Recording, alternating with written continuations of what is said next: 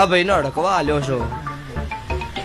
આટલી જીપ ગાડી નો છેલી 2 પગ બોધેલા નીકો ગાડી મુના આવી એટલે ખબર પડી કે ડોક્ટર છૂટી પડ્યા છે. ડોક્ટરે ના પાડ્યો છે ભાઈને ઘરે લઈને આવો છો.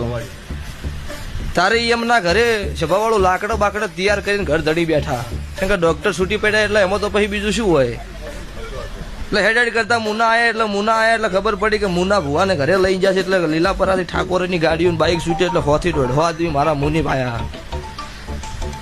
એટલે મેં અમને કીધું ભાઈ ગાડી આ મંગા ઝોપામાં લાવો રી અને ભાઈના પગ છોડી મેલો ને હોય મારી ખુરશીમાં બેહાડો એનો.